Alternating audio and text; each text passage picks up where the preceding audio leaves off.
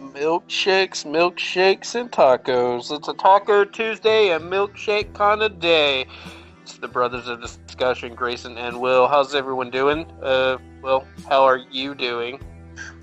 What? I'm doing well. Welcome to Post. Taco Tuesday and milkshakes. To the brothers of discussion, Grayson and Will. Brought to you by our lovely friends at Square, Blue Apron, Blue Chew, and Eiffel 65 on Blue Dabuti and Dynamite. There we go. All right.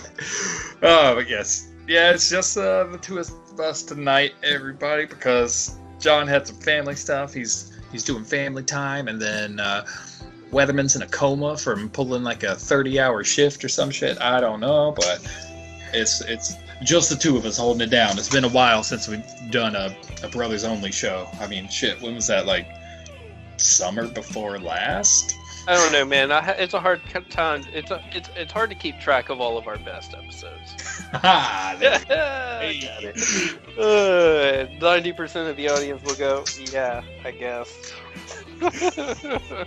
Where's John? 70% of the time, this works every time. Good.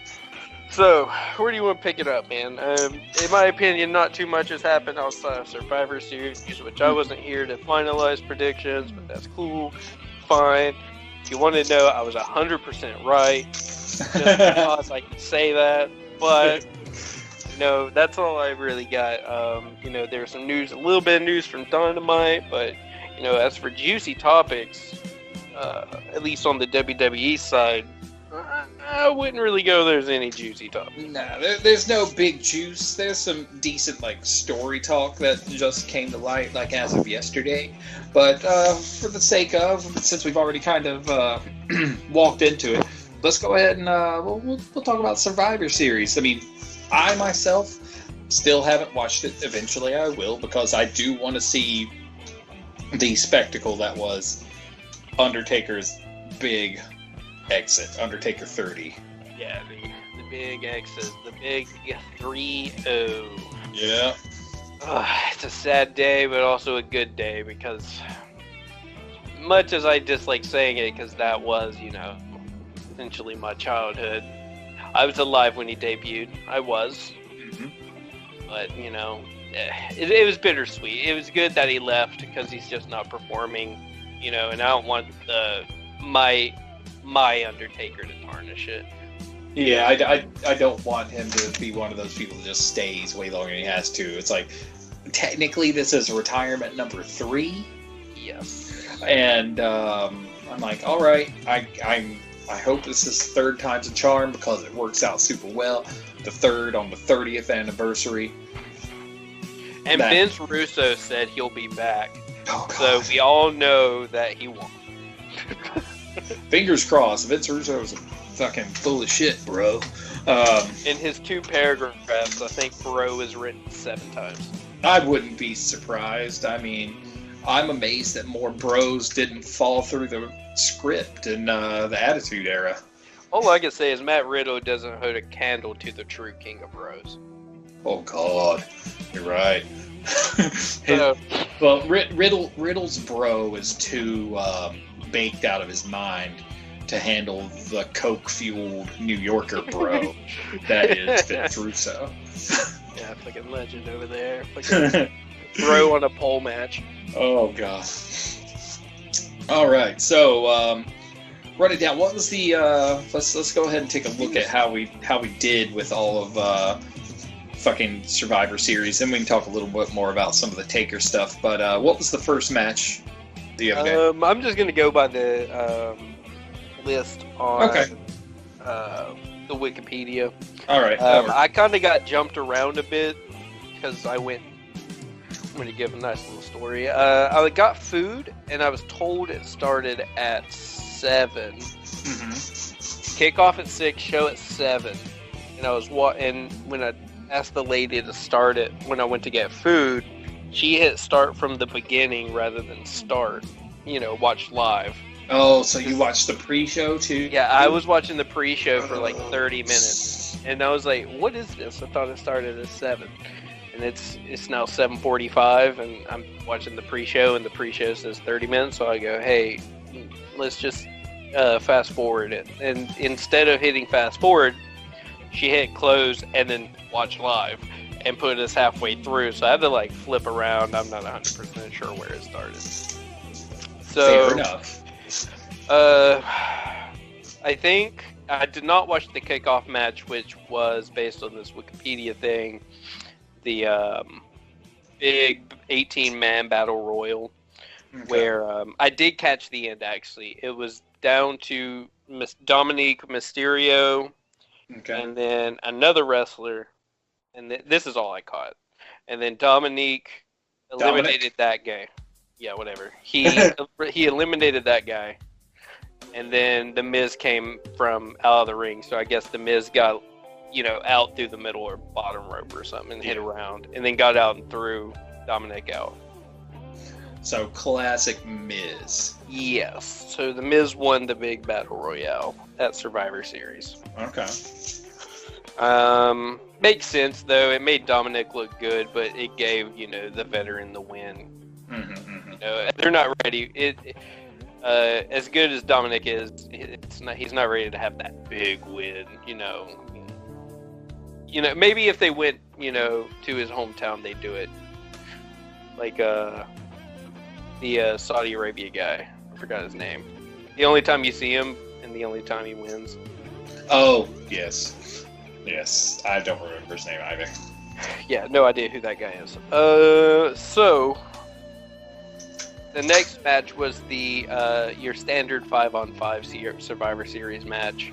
It was Raw and SmackDown, versus each other. That was the one with Team Raw, AJ Styles, Keith Lee, Sheamus, Braun Strowman, and Riddle. At Riddle, I'm not going by fucking Riddle. I don't care. My Google search brings that up. It's Matt Riddle. Okay. Riddle sounds like a half-assed Batman enemy. It does. So, yeah. And then AJ Styles has his bodyguard Omos with him. Then they were facing Team SmackDown, which was Kevin Owens, Jey Uso, Baron Corbin, Seth Rollins, and Otis. Oh, so Otis was the mystery partner. All right. Yeah, it was Otis. So I think if I remember correctly, Seth Rollins, I think, started the match against Sheamus. Seth Rollins gets down on both knees and sacrifices himself. So he just takes a bro kick right in the beginning on his knees and gets pinned out. No wrestling from Seth Rollins. And I think it's just sort of a way to just sort of nip everything in the bud. There's no more storyline arc for Seth Rollins. It was sort of like the storyline to get him in the Survivor Series. Sacrifice himself, he's out, he has no story now, and he can take the time off to be with his lady in waiting. That does not sound like wife. That sounds more like he's got some side piece. Are they actually married? Because I don't remember them married. I thought they were married. No? Well, lady in waiting still sounds like super side piece. Lady in waiting, man, waiting to drop a baby, bro. Come on. Fair enough. She's waiting to be a birth giver. Okay. The true child of the Messiah. This child is the second coming of Rollins. There we go. So, so Seth Rollins got eliminated. I can't remember if it was Corbin or Owens who got eliminated next. But one of them did. Thank God Corbin got eliminated, because fuck Corbin. Kevin Owens then got eliminated. I'm going to say Corbin, then Owens. It could have been Owens and then Corbin. Okay, either way. Yeah, I think that was how it was. Then it was, then Otis got eliminated. And then Jey Uso is the only one left versus Team Raw. I don't think Team Raw lost anybody, by the way. Yeah. I think they did a clean sweep. And then Jey Uso put up a good fight, but got eliminated. Fair enough. So we all got it right. Team Raw won. Yeah. Yeah. So we started off strong. Good deal. I think it was a nasty spirit bomb from Keith Lee that solidified the match. All I remember is he hit his finisher and it just looked nasty as hell, and I was like, hell yeah. So, after that, we had the Champions versus Champions match, the Street Profits versus the New Day. The Street Profits got the win. Oh, we all got it wrong. Yep, yeah. That sucks. And when I was watching it, I was like, I think I went New Day on this. And I was watching the promos and the way it was being built up, and I was like, Street Profits are gonna win. There's too much talking about their legacy, and they need to make an impact. And I'm like, yeah, they're gonna win. That's it. It's done. Yeah. So after that, the New Day came out with Big E, and they were wearing their Gears outfit. Yeah, we wanted to talk about that with you last week because of the announcement of them being in Gears. Yeah, I don't care. I don't want to do shits. I mean, cool, but, when's it just going to be WWE Gears? That's four. That's 4 wrestlers in Gears. You've got Dave Bautista and the New Day. Yeah. After that, we had another champion match, and this was the United States champion versus the Intercontinental champion, Bobby Lashley and Sami Zayn. Yep. I actually enjoyed this match, despite the fact it was stupid as shit and useless. Okay. It was, the Hurt Business rolled down like Evolution 2.0, and it was all 4 of them. Mm-hmm. But then, Sami Zayn comes out looking like a homeless man from Canada, and it was just him by himself. So he spent pretty much the entire match egging on the Hurt Business to hit him to get DQ'd or do something to where he wins by DQ rather than wrestling the match. Mm-hmm. And it was entertaining to see that. But in the end, Bobby Lashley won with the Hurt Locker. I think we kind of expected that just because of how hyped they are on Hurt Business right now. Oh, so yeah, they're super hyped. I mean, I like the Hurt Business. I like the look. They come out in the black and gold suits and just, look fucking like hitmen. Yeah. Man, bring back the APA idea, but let them be hired hitmen where they don't just brute force people, but they plan out attacks on people backstage or something. That could be cool. Yeah, if done right. If done right. Yeah, Bobby Lashley won with the Hurt Locker. The worst fucking submission move. Goddamn. Even let me do the Master Lock, and the Master Lock was dumb too. It's the same fucking move. After that was the champion match again, and this one was Sasha Banks, our SmackDown Women's Champion, versus Asuka, our Raw Women's Champion. Sasha Banks came out with the win. Not saying that was the best decision, but I mean, I get it. They're building her up. She just got done with her feud with Bayley. Asuka's been champ since WrestleMania, so they needed to kind of establish Bayley, so it makes sense that Asuka would lose, but at the same time, Asuka's just the better performer. Are you talking about Sasha? You're saying Bayley? Yeah, because I like Bayley more. Okay, fair enough. But no, that's definitely a mistake. So yeah, Sasha. So Sasha won. Okay. Well, how long do you think it's going to be before they start writing Sasha off just so she can do Mandalorian TV all the time? I think she was just a 1-episode thing. Maybe. It seems like she's going to be in more than 1 episode this season. I don't think it'll be anytime soon. Yeah. But I haven't watched the newest episode. But I know they're just doing episodic type episodes. Mm-hmm. It's just one story per episode. They're not really, super tied. They're not super tied in. There's links. It's kind of like one-off episode type deals. But hers, without spoiling, the things and stuff happened. Mm-hmm. And then the separate pass went. So I don't think anything with Sasha Banks is going to happen until at least the end of the season, or at best next season, whenever his current storyline wraps up. Could be. Because he's not allowed, based on the Mandalorian code, he's not allowed to do anything until that kid is either fends for himself and is Mandalorian, or back with his people. Mm-hmm. This is the way. This is the way. This is the way.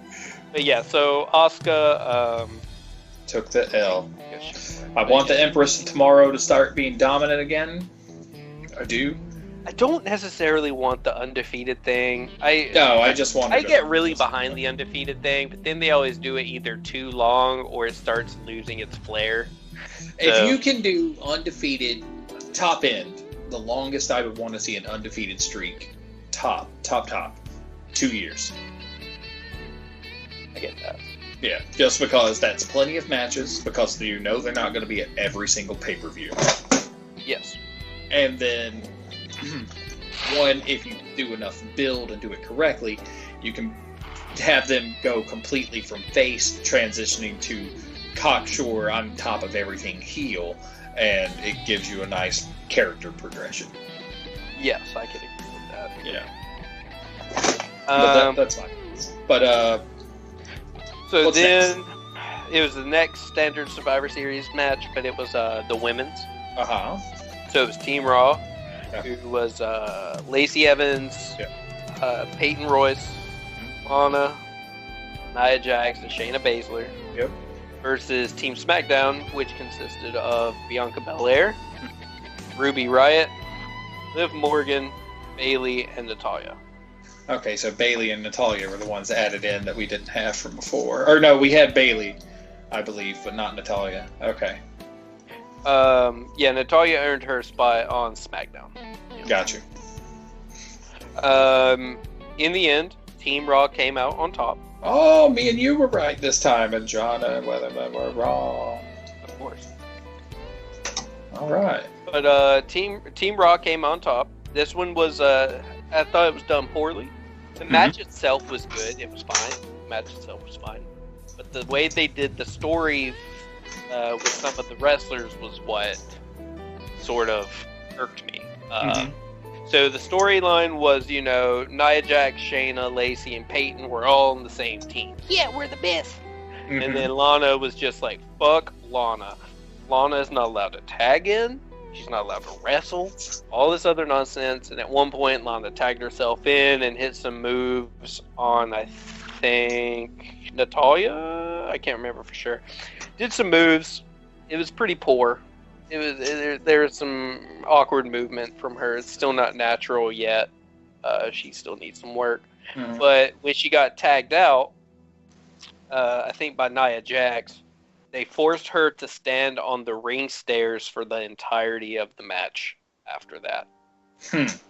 She just stood there with lipstick smeared on her face to make it, give you the sympathy card for her. Like, why are you treating Lana so bad? And yet you don't remember she had a fake Russian accent, was just a bitch. I don't feel bad for her. So, whatever. But that kept going. The SmackDown team, oh, we're a team, we're all friendly here. And then they just kept slowly losing people. Bayley was actually the first one eliminated, and Peyton Royce eliminated her. Then I think it was Natalya got eliminated. So they're big heavy hitters. Leaders. Yeah, the two leaders got eliminated first. Then I think it was Peyton Royce got eliminated. Then it might have been Lacey, where it was Jax, Baszler, and Lana versus Belair, Riott, and Morgan. And then Ruby Riott got eliminated. And then Liv Morgan got eliminated. Okay. Then Bianca Belair, I think, eliminated Baszler. Oh. And then, oh man, I was so hoping this one botch was about to happen, but it didn't. They were because I really dislike Bianca Belair's little hair. Oh, me too. Character nonsense, like it's so dumb. Let me just run around, skip to the ring, and flip and twirl my hair. I hate it. It's so stupid. I think she's good. I like the EST thing. Established, but the whole. I just can't get behind the hair thing. It's just in the way, and I hate seeing it. But to get away from that, she was running to the turnbuckle, and her hair is so long. It looked like her foot was about to step on her own hair, and she was just gonna face plant if it succeeded. It would have been the greatest thing in my life. It really would have. I'm honestly also thinking of the cringe factor of how much hair would be ripped out of her head. Yeah, for sure. But yeah, it almost happened. But in the end, it was Lana was still on the staircase. Nia Jax was beating the shit out of Belair because Baszler choked her unconscious. But after she got to the ropes and got her hand on the ropes and then went, kayfabe unconscious. But because she got to the rope, the ref started counting to break the hold. She never broke the hold, so she got DQ'd because of the 5 count. I see. She got eliminated. Nia Jax came in, took her outside, started beating the crap out of her, and then it was a doubled count out for Belair and Nia. And there was actually a pretty good sequence of one of those, essentially a back body drop over the barricade onto the floor for Nia when Belair tried to run back to the ring, but it was too late. That's the 10 count, so your sole survivor winner was Lana, who was forced out of the match to stand on the staircase. Lana and timeout wins the show for Raw. Yep. And then she gets in the ring, it's like, I'm the survivor! I'm the survivor! And then acts like she fucking did something, but you just stood on the ring because you can't, stand up for yourself. So again, it was just poorly done in my opinion. Yeah. They build sympathy, but then when she wins, she starts getting annoyingly cocky, like, I'm the survivor. I won the match. It's like, no, Belair lost the match. You didn't win shit. So, yeah, that's how that went. And then that brings us to our big main event, right? Yes, Roman Reigns versus Drew McIntyre. Now, did I even call this match? Because I think called Reigns. Okay, I did. Good. Reigns won. Reigns won? Reigns won. I knew Reigns was going to win. I couldn't remember if I called this or not, because I don't think it was official yet, because they did a contract signing on SmackDown. But I knew when I saw that was truly the match that Reigns was going to win, because there was more factors working against Drew and more factors working for Reigns in terms of, establishing the family. There could be outside interference. He has Paul Heyman. He also has the, half in, half out Usos. And then Randy Orton could be lurking in the side to get revenge for losing his title just 6 days prior. Yeah. In the end, it was Jey Uso who lost, the first Survivor Series match. He came out, caused a distraction, and super kicked Drew that allowed Reigns to put in the guillotine choke. And I thought the ending was actually really well done. It helped McIntyre stay strong looking. He put the guillotine choke in while a new ref, I guess, was coming down. And then instead of just going limp from that, he stood up like he was about to power out. And then almost got to the rope, but then collapsed forward again and went unconscious. Oh. So it did really well in making McIntyre still look strong, because he also kicked out, I felt like 100 spears. It was more like 2. But he kicked out of a lot of spears. He kicked out of everything Reigns was doing, but then the distraction from Jay and the super kick that allowed Roman to get the guillotine in, to choke him out, he still almost got out of it after all of the shit. So I thought it was really well done to keep Drew as a strong champion. Excellent. Now, doing the once-over. 3-way tie for first, and then John in last. That's right. We all got 4 calls correct, with the exception of John, who only got 3. Loser. Take that, John. Yes. Also, you and Weatherman called the main event. John and I both missed that, but other than that, I hit everything with the exception of the New Day loss. You missed the Asuka and the New Day loss. Yeah. Weatherman missed the New Day loss and then the Women's Survivor Series match, and John missed the New Day, the Women's Survivor Series match, and the main event. Gotcha. Honestly, not bad. Not bad at all. To add just a little bit, the storyline with Jay, by the way, is for anyone who didn't watch Survivor Series. I'm assuming you did if you listened to our show. Mm-hmm. But so Jay lost his match, and there's a backstage scene with Jimmy and Jay outside Reigns' thing, and Paul Heyman has a look of fear because he knows Reigns is pissed. And Reigns pretty much, did his head the table. Maybe if you can't win, it means, blah, blah, blah, blah. Maybe you don't have a seat at the table. Go on, get up. That type of routine. So this was Jay getting back in the good graces of Reigns after, allowing Raw to steamroll the SmackDown team, as well as the SmackDown team not giving any respect to Jay, who is in relation to Roman, who believes that if they disrespect Roman, they disrespect if they disrespect Jay, they disrespect the family. If they disrespect the family, they disrespect Roman, and that cannot be tolerated. No, I get you. Or it was Jay, then Roman, then family. It was Roman or family. They could be reversed. I can't remember for sure. But that was him getting back in Reigns' good graces after that scene, because at the end of the match, they embraced and he held the title up while arm around Jay. Fair enough. And that brings me to the big 3-0 farewell. Yeah, I'm going to have to definitely watch it just for this. I mean, I'd heard a bunch of stuff about it. I've seen some small snippets and things, but I'd want to see the full spectacle. I've heard there's a lot of stuff that hit just right, and then a lot of things that kind of were like, eh. In my opinion, it didn't hit me right. Mm-hmm. Okay, so I fucking started laughing 15 minutes in. Okay. Because oh my god, it was just a train of fucking people nonstop. It was I felt like 20 people came out. It was crazy. But it was just funny because it just kept bringing people out. And then one of the people, he's the fifth one was Jeff Hardy. And it was kind of funny because, he was decked out in some Undertaker face paint. But he just looked out of place against all the old veterans, and he's just some young dude with face paint. Well, I mean, technically, Hardy's been around for 20 plus years. Yeah, and and he had the hellaciously good ladder match with him in the early 2000s. Yeah, so it makes sense that he's Hardy there. just looks younger. He just stuck out, and it was funny. That's what I'm saying. He's an old veteran, but he doesn't look as old veteran as the rest of the old veterans. Correct. Well, they brought out the Godwins as well, Henry and Finney. I had heard they were talking about bringing out the Godwins. It's damn, that's a deep cut. Yeah, fucking not even mid-card tag teams. I know. I think they won the tag titles once. Mm-hmm.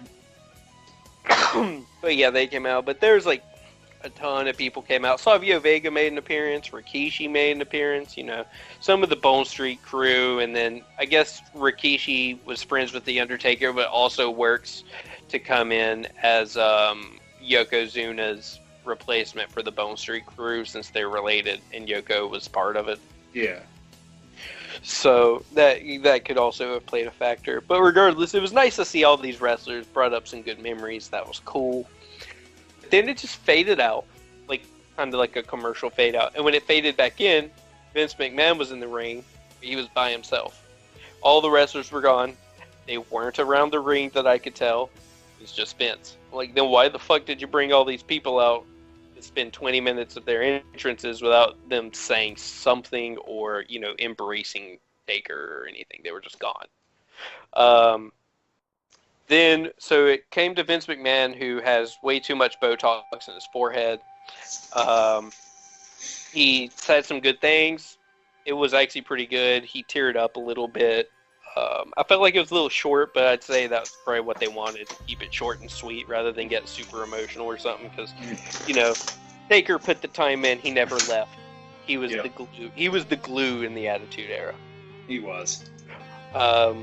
Never left, never had a drug issue to where he had to leave or get burnt out. He was always there. He was always reliable. Mm-hmm. And then The Undertaker did his entrance. Super long. But they also had a weird elevator on the corner. So he never came up the steps. He stood on it and then it raised it. And that was kind of weird to me, because usually I was expecting to see the, pull my thing out, to the sides and then make the steps up. Yeah. His usual entrance, but they changed it a little bit. Maybe. He gets in. Maybe for his knees. Who knows? Yeah, he gets in. He gives a nice speech. Finishes type deal with it's time to let the Undertaker rest in peace. Then the gong sounds went off. There's about 10 gongs while he was down on his knee. And then the hologram image of Paul Bearer came up. And you heard, "Oh, yes!" And then that was for a few minutes. And then that was it. And he made his way out of the ring and then did the look over the shoulder with the hand up and then went to the back. Works for me. It was good. It was fine.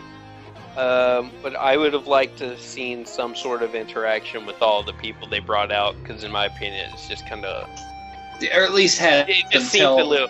It seemed a little weird to have everyone just come out with no sort of interaction surrounding this. Like, maybe say a few words and leave, because I get it. You know, the Undertaker's got his entrance and his thing to do.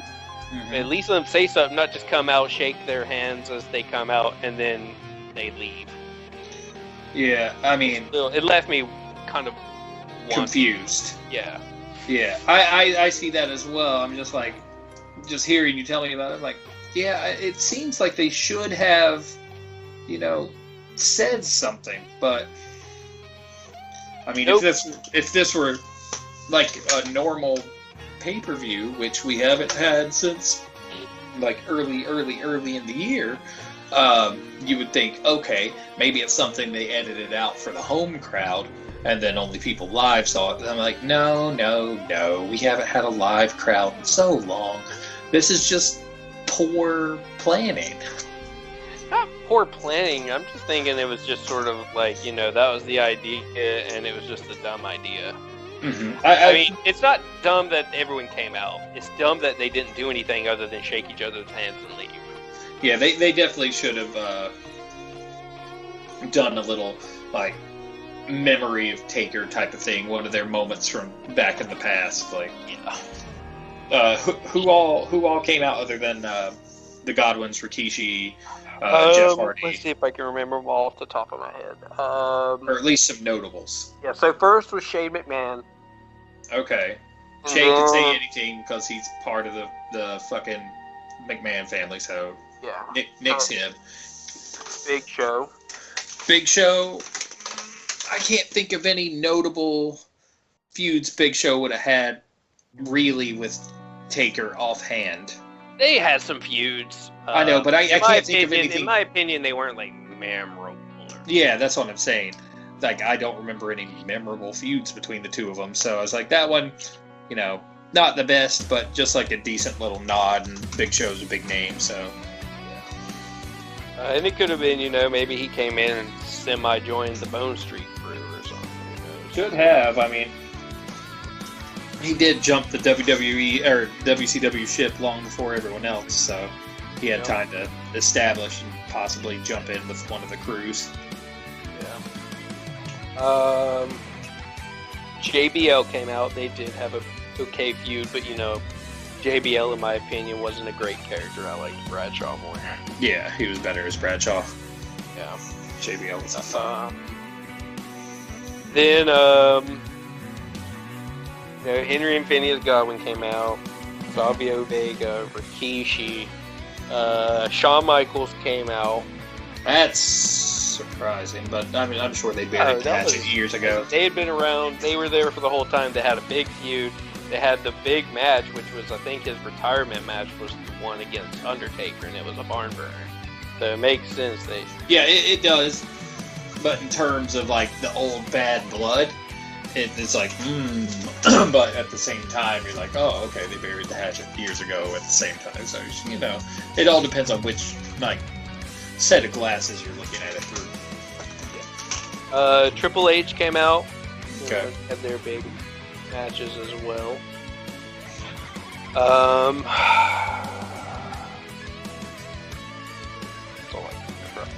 There's more. Jeff Hardy, as I mentioned, who had the really good And then I'm trying to find it. Here we go. Okay, I found the list. No, Glenn Jacob. God, I can't believe I forgot that. The Godfather, who was part of the BSK. Yeah. He came out. Mick Foley. Okay, I had a feeling Mick Foley would have to, just because Hell in a Cell. Yeah, I can't believe I forgot Mick Foley. That's upsetting. Kevin Nash. Oh. From the early days, then. Early days. And he came out as Kevin Nash. Of course. Came with the NWO theme. Then it was Booker T. Okay. And then Ric Flair. Okay. And then Kane. I forgot Kane. Okay, I had a feeling. It's like, there's no way you're going to have an Undertaker. Kane was the only one that came out in full gear. Oh. He had the mask and his ring gear on. Which ring gear? More recent or the original? Recent. Recent. I would rather have it been old, but that's a beggar-chooser situation. Yeah. Not bad. I'll have to give it a peep. I'll probably just hit the high notes, probably skip over, when I actually do watch it, I'll probably just skip over all the big Survivor Series matches and just hit the main ones that I want to see, and then the Taker retirement and call it a day. Yeah. But, the only, news otherwise that I've seen is, I guess you could say some Survivor Series fallout and build-up is the apparent storyline suspension of Braun Strowman that came about last night, where he apparently started shoving around ref and producer Adam Pearce. Yeah, it happened. I still think it's all storyline. I think they're building up for him doing a big match against Drew McIntyre at TLC. Mm-hmm. That's my thought anyways. Maybe I'm wrong, maybe I'm not. But, I think we talked offline for a minute that they're planning on doing, who was it? Keith Lee. Styles, Keith Lee, and Matt Riddle. Yeah, as a triple threat next week to decide who's going to go up against Drew McIntyre at TLC. Yeah. And then I was saying how I think it could be a situation where Matt Riddle gets the win to get his big profile win. Yeah. But Braun Strowman comes in and beats the dog shit out of him, and Kayfabe injures him to take his spot. I could see that. So, that's my thought. Yeah, really depends on if Riddle's got some sort of side thing going on that he needs to do. Yeah. For a good ride out like that.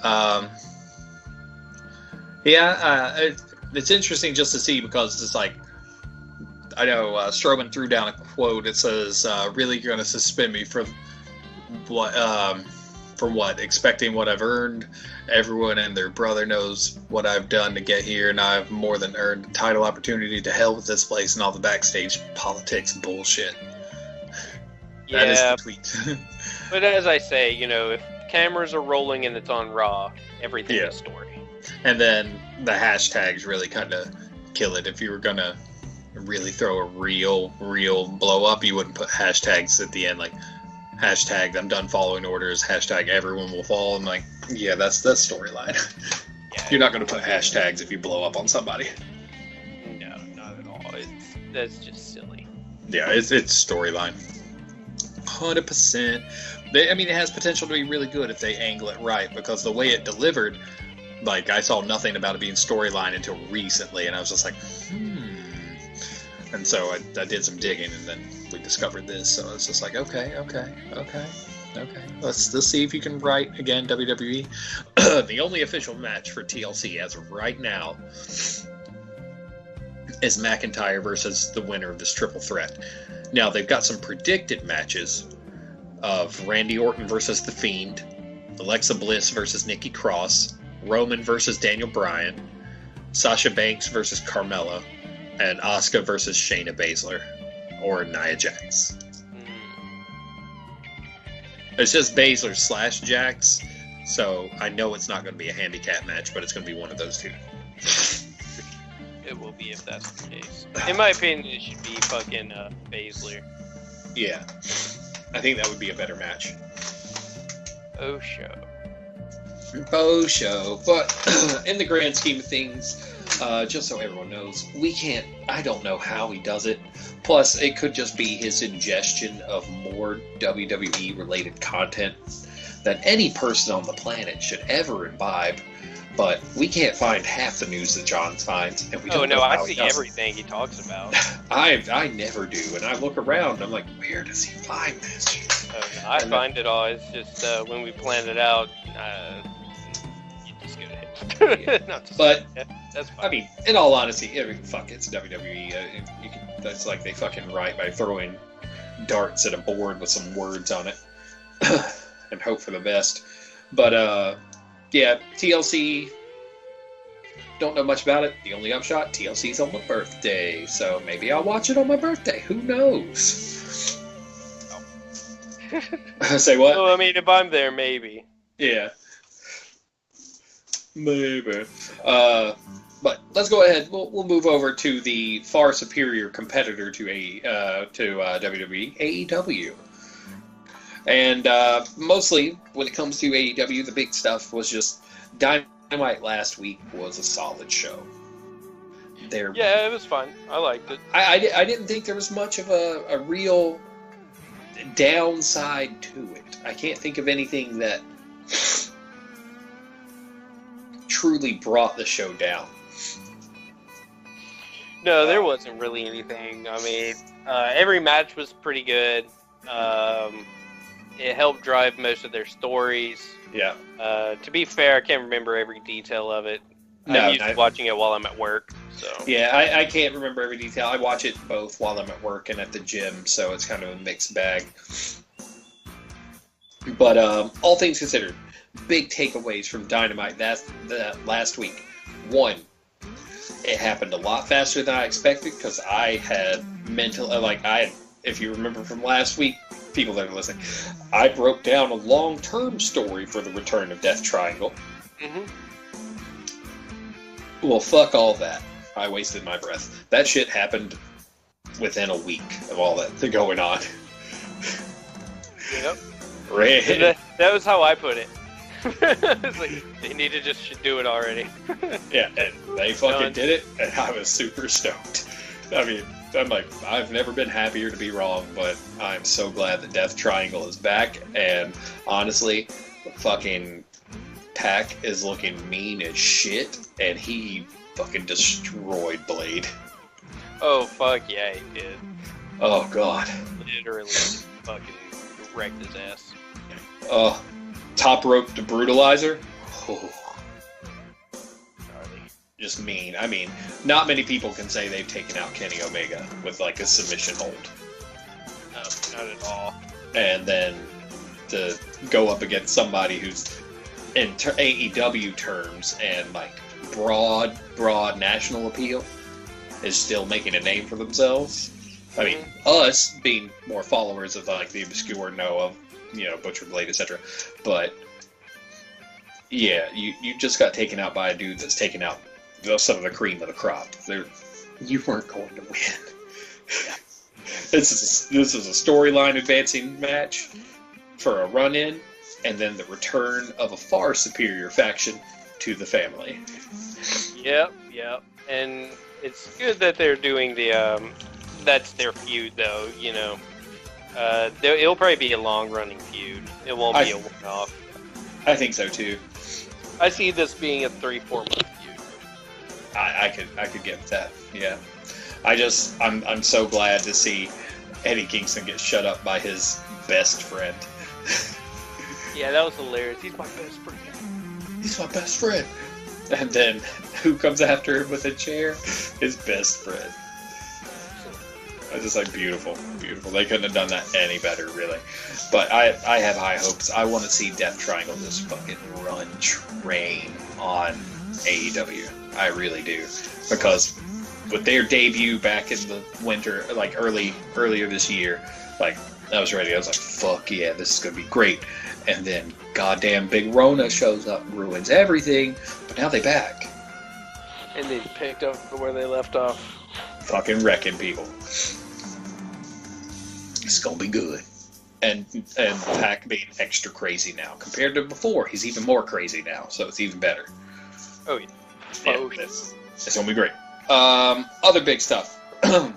Possible things to come up this past week. Dynamite. Thunder Rosa possibly starting a feud with Britt Baker. Oh yeah. Oh, I mean, I'm super about it, super, because her match up until the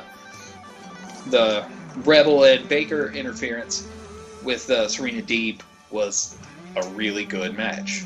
Those two put on a hell of a show every time they get in the ring together. And personally, I thought that Rosa was going to get her belt back, but I like where things are headed. So possibly I'm seeing like a lot more NWA AEW crossover just because Thunder Rosa didn't win, and now she's starting a feud with a different AEW talent. Mm-hmm. And it's good because NWA's still not really doing anything. So if they did do that, it lets their talent get to work and get paid. Yep. Now the upshot, though, as of I believe announced yesterday or today, their new program starts next week. Oh, NWA Shockwave. So I guess it's going to be like Power, only this one's recorded on the West Coast at a different studio. I think it's by at a studio owned by the people that they partnered with to do Primetime Live. Mm-hmm. So they're going to be doing something there, and it's going to be on YouTube. So whether it ends up being like Power or not, I don't know. But this could be some places, somewhere where we see maybe some more AEW developmental talent going and working, and a couple bigger names every once in a while to further foster that relationship. I think that'd be good for some of the commonly used talent on AEW Dark if they're not going to bring them up. Yeah. Maybe that way they'll get some wins, because you remember, Will Hobbs came in, mm-hmm. and his heel turn. Shit, I know. That was big. Came out of nowhere. But he was like 0-10, and now he's just like wrecking shit.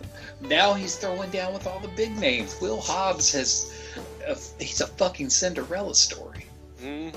Like, next thing you know, if he gets a belt sometime soon, you'll be like, holy shit, it's off to the races. I see another year before he gets it. I agree. But if it had been one of those fast go beltings, I would both have liked it, but also been super wary of what would come from it. I think Darby got the belt primarily because every match he has been good. Yeah, he takes the gnarliest bumps.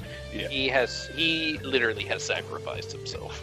Yeah, I can't think of any Darby match that really doesn't have a wow factor to it.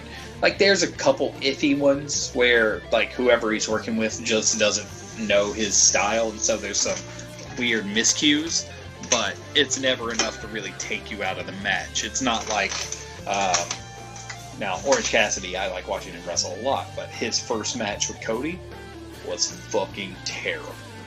Yeah, it wasn't great. Cody couldn't work with Orange Cassidy if he tried in that match. No, like, it was awful looking. But once after that one, they did much better. I think that was a thrown together match at that time, and then afterwards they kind of gelled a little better in the repeats. Yeah. But yeah, Team Taz, look at Stack now. Oh yeah. They need a big win though. They do. I think their big win's going to be Ricky Starks getting the TV title. Oh yeah, probably.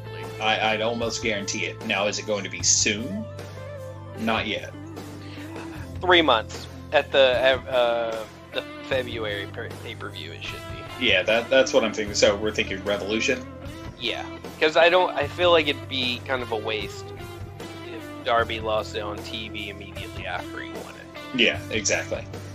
Like, I get it, he's a transitional champ, but, for everything he's done and the way they did his, coronation, I guess you could say, mm-hmm.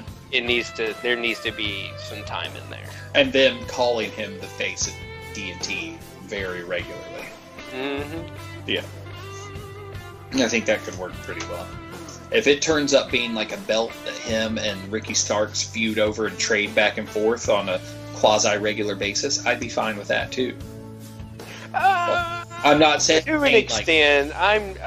I guess that's why I said semi-regular. I'm not saying like they're going to be the only ones with it, but I'm going to say like from a character investment standpoint, their feud over that belt could be really, really good if it's done right. And you can have some back and forth title changes as long as it's not like as soon as one wins it, the other one wins it back like the next week. No, fuck that noise. You'll delegitimize the belt. Yeah, I'm not saying anything about that. I'm saying I don't want to see them wrestling each other day in and day out. No, neither do I. I'm talking like... That's what I'm saying. I still want them to interact, but save their, big time matches for that belt for some of like maybe bigger episodes of Dynamite, like anniversary episodes, things like that. I don't know, but I feel like they could have a great ongoing feud for who's the better TV title holder. Yeah, that sort of thing. Because Ricky Starks has the pedigree from having the TV title NWA. Maybe even with all this crossover stuff, he gets that TV title back. And then it's the NWA TV title champion versus the TNT TV title champion. One of them with double straps, or one of them or not. I don't know. It could be cool. It's, just possibilities. Other things from last week's Dynamite. Mox dropped a promo. Mox and his lady, what's her name again? Renee? Renee. Renee. They having a baby. Yeah, just a slip in right there. Got a pregnant wife at home. Move on like nothing ever happened. Oh, little humble brag. We see you, Mox. Humble brag. Renee is bragging. But congrats to them. Congrats. But now we move into the meat of this whole segue. That's the contract signing for the Winter is Coming title match. Yes. Mox versus Omega. Omega shows up. Cleaner sunglasses on. Cleaner girls doing their thing. Kenny being Kenny. It's fucking great. Sits down. Great, smarmy heel Kenny. I love it. He almost had a real Ric Flair vibe. Yeah, he did. I don't want him to be the Ric Flair for that. I know. I was thinking it, and I was just like, that's too much. It's too much. It'd be an awesome, character reversal and betrayal of the Bucks. It would be kind of cool from a story standpoint and really fresh. But, it was fresh for them. Let's put it that way. But, at the same time, it's I don't really want to see that happen. Yet. Kenny is not... He's better he is good with a faction because, it lets him play. Mm-hmm. But he is the singles. And it does make sense if he is that guy because, Flair was the singles guy of the Horsemen. Mm-hmm. But at the same time, it's please don't. Yeah. Just please don't. Not to Kenny. Don't do that to Kenny. He's already made a name for himself. Don't let him continue to have that as his name as doing a rehash. Mm-hmm. Someone who doesn't have the true, full-fledged, everyone knows your name does not need that. It makes sense. I still think it makes sense to have it be Hangman. I do too. But, we shall see. We shall see. So Kenny's out there. Kenny's, laden the classic, smack talk, which is also laden with, pleasantries and compliments. So really good heel mic work. Yeah. Then, they cut away and... They hit the Mox music. It runs till it stops. Nothing happens. And then they get the word from the back and they cut away. Carry on. He was unconscious in the back with the bloody nose. Mm-hmm. What happened? I don't know. Who did it? My favorite theory, and this is the one that I hope is true, but it's also kind of a long shot. He was attacked by Kenta with the U.S. Championship title briefcase. Yes. And that's the one I like, because Kenta's been talking about it already. Mm-hmm. If you're not going to wrestle, you're not coming here to wrestle, just give me the fucking belt. Yeah. And this could be the segue of getting New Japan and Mox together. In his promo last Wednesday even said he held titles on 2 continents currently. And I was just like, When I saw that theory, I was like, damn, why didn't I think of that? That's beautiful. I want it to happen. I want it to happen so I would bad. love if Kenta came and just dog fucking Mox.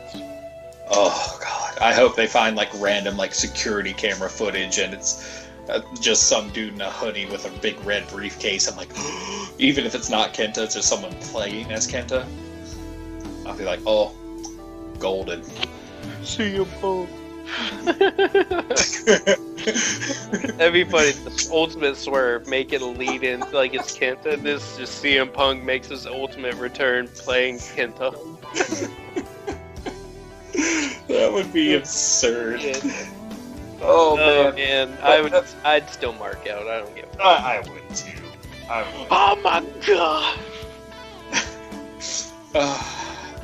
It's gonna. He'll come back in. He'll be like, "I'm not going by CM Punk. I'm Phil Brooks."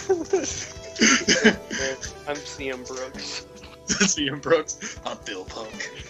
That's so funny. I'm PB Punk. Peanut Butter Punk. Phil Brooks Punk. Yeah, that's right. If that theory turns out, I think that's almost the best way to get that New Japan tie-in. Mm-hmm. That I feel like they've been hinting at so hard lately. Like it's always in the news every time Tony is asked about it. The Bucks talk about it. It's like nothing's there, but it could be because Homeboy's gone. Yep. AKA something's there because you're using the name directly on camera. You had Tanahashi in the Jericho 30th. If it's not going to happen, I'll be fucking surprised with all the name dropping they're doing. Mm-hmm. Because, it's like legit bringing up names of their talent. Fucking Minoru Suzuki's name was dropped multiple times recently. All sorts of shit. So if they don't, it's such a missed opportunity. So fingers crossed, I'm hoping it's Kenta that hit him because that gives you a nice double storyline. One, Kenny calling him a bitch because it's like, it's just a bloody nose. I was just like, that's perfect. That was great. You know what? And just sign it. Yeah, I'm just gonna sign it. It was just a bloody nose. Then he's talking to Tony. He's like, shit, what is this? So my guess, now, if it's not that, who might it be in the AEW roster? Or would it be someone we haven't seen debut yet? I don't know, man. I lean towards Archer. I could too. It's unfinished. There's unfinished business there. Yeah, I would. It's like part of me almost wanted to say Eddie, but no, that's a one and done. They don't bring that back up. I think that's done because he's already in the thing with exactly. Trying. Archer has nothing going on. Yeah, he's not going to carry 2 feuds. Yeah. So it could or very well be Archer doing it, or it could be Kate. Yeah, it could be. I mean, technically Starks is doing Darby, and then Will Hobbs is there, or it could have been Hobbs. Who knows? If it's not Archer or a member of Taz, because they have a thing with Mox. Mox was helping Darby, and Hobbs was helping Mox and Darby at first. So it could be them, or it could be Archer, or fingers crossed, it could be Kenta.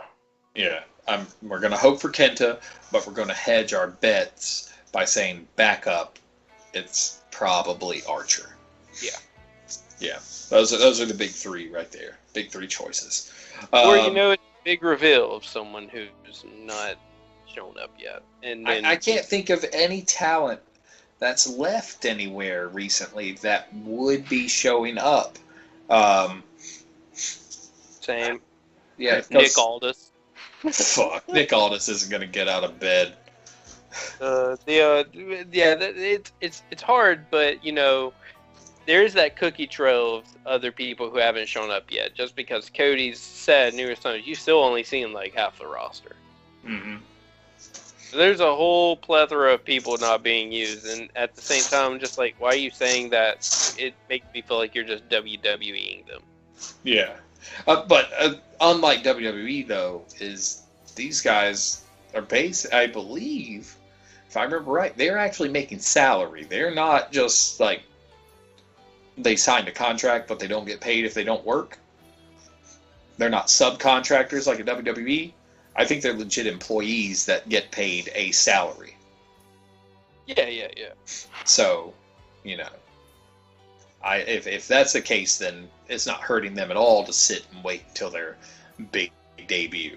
They may be working like off-site, like training or something to keep the ring ready, but I don't think they're pulling a WWE if that's the case. I think it's more along the lines of they want a slow reveal. They don't want to, throw everything in before or prematurely, because then it would just, stifle anything that could happen. You're not going to have any good pops. Yeah. And Tony keeps dropping his, we're going to change wrestling, and we've got big surprises from now until the future. Yeah. So who knows? As long as you slow roll it, it's going to be great. And I still hope against hope that slow roll involves a New Japan crossover, because I want to see some feuds with Bullet Club. I do. That could be what he means by we've got big surprises. Mm-hmm. We're going to change wrestling, bringing back the companies working with companies again, but doing it on a much larger, bigger scale. Yeah, I'm right there with you. Right there. Now, speaking of New Japan, it's yet again another one of their tour seasons. Oh, and New Japan tour season is quite the slog at times, but most of the time it's still really good wrestling. It's just they do it so much. You miss a couple nights, you fall so far behind. Like, I'm a couple nights behind as is. Like, the most recent night I watched I was watching Tag League from the 19th or 20th, somewhere around there, just a few days ago, and there's already been 2 or 3 nights since then. The most recent was today, aka early this morning, so the 24th there, so ass crack of dawn here on the 24th. So what we've got in World Tag League as of right now, so our heavyweight tag tournament, the teams, if anyone needs to remember, you've got Toa Hinare and the Ace, Hiroshi Tanahashi. I believe their tag name, where was that? It had a good tag name. Let me check this one. I think this is the one that was in. Hinares is their tag name. And I was like, that's a good tag name. I like it. I do. So you've got them. You've got Finjuice. You've got Yoshihashi and Goto. Let's see if they've got a fun tag name. I don't think they do, but I'll double check. No, they don't. Yoshihashi and Hiroki Goto do not have a fun tag name. You've got Yano and Ishii. Then you have LIJ. You've got Sonata and Shingo Takagi. Then you've got Zack Sabre Jr. and Tai Chi, who are going by Dangerous Techers. You've got the Empire with Great-O-Khan and Jeff Cobb, which was the craziest out-of-nowhere swerve ever. Jeff Cobb is a member of Will Ospreay's heel faction, the Empire. Then you've got 3 Bullet Club tag teams. Chase Owens and Bad Luck Fale. Yep, glorified jobbers, yep. Yep. Evil and the Tokyo Pimp. Mm-hmm. And so B.o.D. Half of a glorified jobber. Mm-hmm. I think Yujiro's going to get a push because he sided with Evil. Yeah. And everything. I think he's in line for a push. So, right now, as of today, the standings, number 1 team in Tag League, Shingo Takagi and Sonata at 8 points. 4 wins, 1 loss. There you go. Tied for second. 1, 2, 3, 4, 5 teams with 6 points. First team, B.o.D. 3-2. Second team, Evil and Yujiro, 3-2. Third team, Dangerous Techers, ZSJ and Tai Chi, 3-2. Next one, Great Okan and Jeff Cobb, 3-2. And then the last of them, John's favorite, Toru Yano and Tomohiro Ishii at 6 points. Then you've got two teams at 4 points each, Finn Juice and Hiroki Goto and Yoshihashi.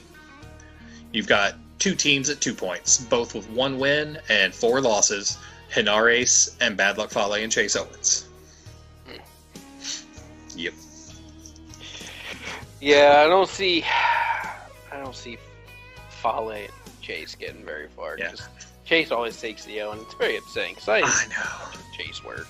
Chase is a good worker. I mean, trained by Ricky Morton, he knows how to work.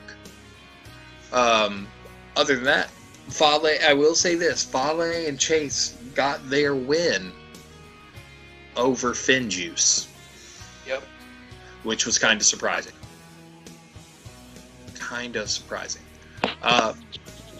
So, next, since they've been running Best of Super Juniors and World Tag League concurrently, the first night was both shows.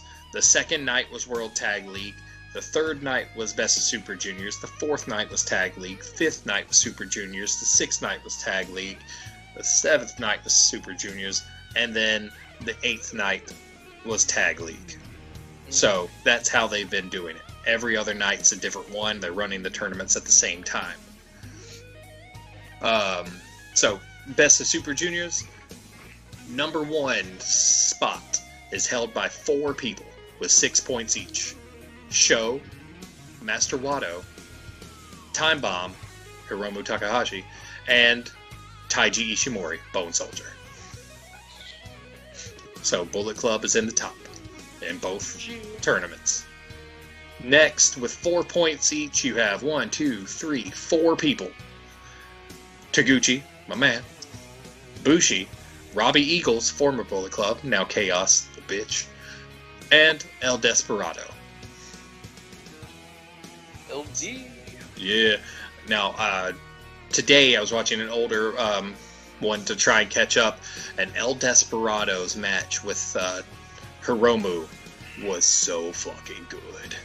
It was the main event the other night, and it just fucking lasted forever. It was so good. And Desperado got the win because he threw Hiromu into the corner, an exposed turnbuckle, smashing into Red Shoes, knocking him into the exposed buckle. And then when Hiromu turned around, El Desperado kicked him low so hard he came off the ground. And then he went out in the ring, grabbed a chair, came back in, and just beat the shit out of Hiromu's leg for like 5 or 6 straight blows with the chair before chucking it out. And then dragging Red Shoes back in the ring, and then putting Hiromu in El Dos and getting a verbal tap out. Or not, Numero Dos. Sorry, Numero Dos. His stretch muffler submission. It was a great fucking match. It was so good. Classic dirty Suzuki-gun, but just high energy from both of them the whole time.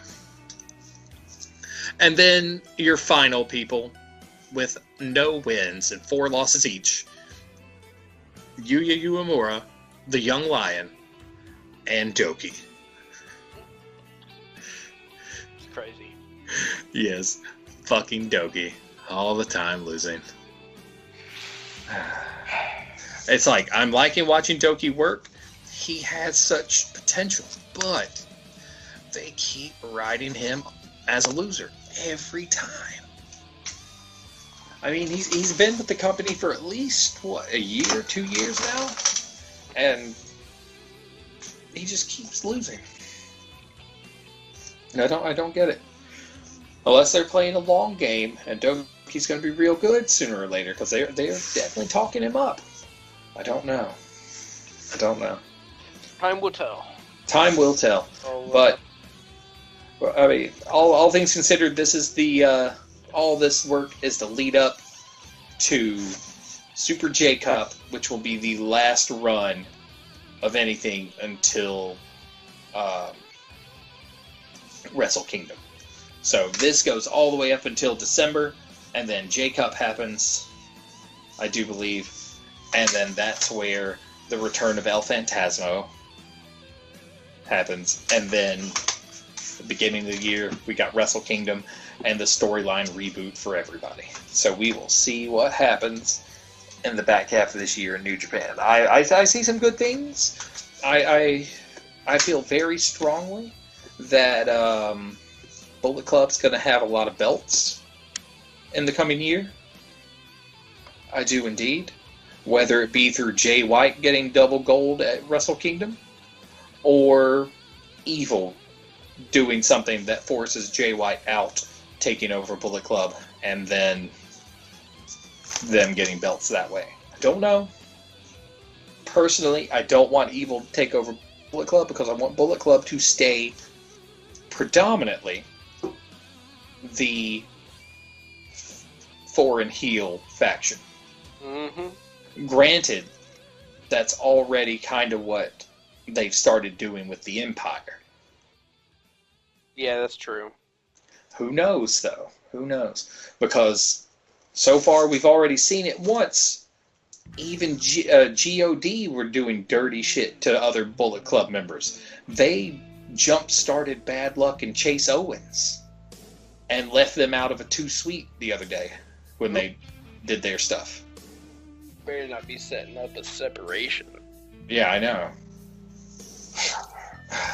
Who? There's no telling. No telling. Or maybe it could be cut out the weak links to build them back to prominence or something. Could be, but why would you cut out one of the founders? Exactly. I could see them possibly trying to cut out Chase Owens, but you can't have a team that's nothing but like A-plus talent. You have to have the balance. Otherwise, you're going to have your big guys taking losses storyline to people they shouldn't be from other factions. You just need to all have belts. Every one of them. There's not enough belts to go around, but they all need belts. Yeah, as long as as long as El Phantasmo and Taiji Ishimori have the get the junior heavyweight belts back from Kanemaru and El Desperado, I'll be a happy camper. Mm-hmm. That's what I want to happen because I fucking love ELP. Dude is great. He's great.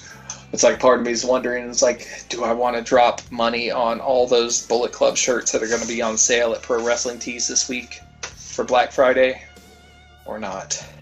The answer is maybe.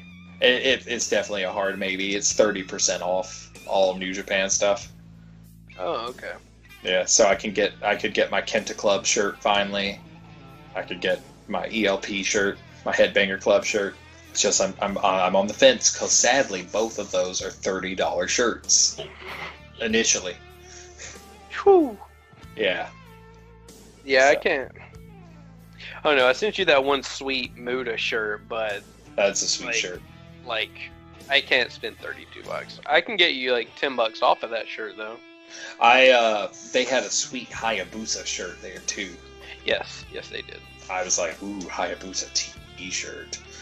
I can get you $10 off one of their shirts if you want. Let me know.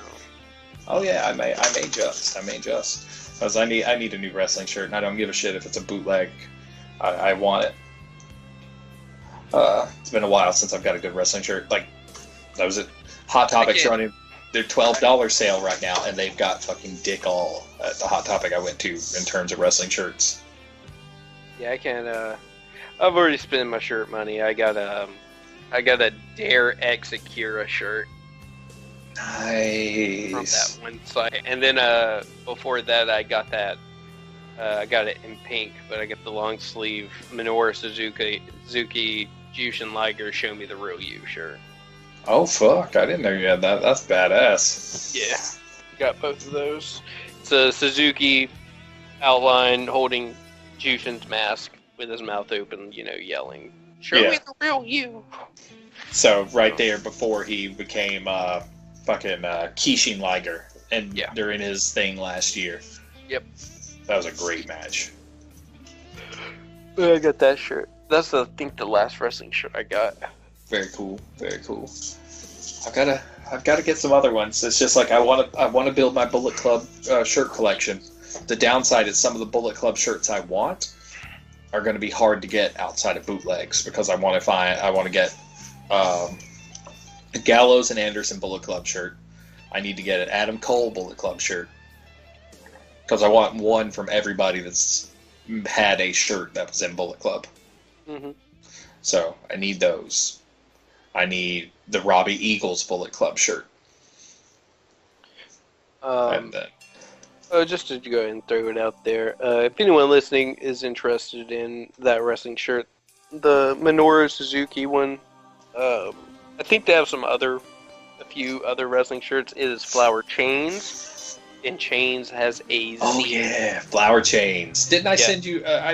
That's where I got the Kingdom Hearts Black Flag shirt. Yeah, I sent you the link to that like a long time ago. Yeah. Yeah. So they're still putting out hot shit. Good. I find most of the cool fucking shit through those weird ass Instagram ads for like fucking basically like glorified Etsy stores. Other than that, there's not much other like wrestling stuff that we really, need to go over. That's the high notes for right now. Hopefully we'll get all caught up in this glut. I do believe that next week we will probably be taking the week off because I don't know whether I will have everything set up, so I am probably definitely going to take next week off just in case if things change. I'll let everyone know, but as of right now we're probably going to have the week off and then be back week after next. Yep. So that is the tentative plan. Second week of December. Yep, second week of December. And then you'll probably be taking, and then we'll probably be another break while you're traveling, right? Well, I mean, I'll just be back home, so it won't be too much of a break. It'll be one of those things just like before where I go and I park in a parking lot somewhere and we do it to it. Yeah, fair. Yeah, so simple enough. Solid. There you go, our valued listeners. Oh yeah, hear the ins and outs of how we plan shows. It's real off the cuff, we call it the ring. Yeah, alright, I guess we'll hold off. Say what? You moving? Yeah, I guess we'll hold off. Yeah, you're moving? Yeah. Well, if that's it, man, we can call it a night. Yeah, let's go ahead. Take us out. We need to hit our official sponsors. Oh, yeah. Official, unofficial sponsors. Better than we did at the beginning. Let's hit them up now. Yeah, so, Square. If we ever have our merch, you can buy it through Square. Spend your money. Blue Chew.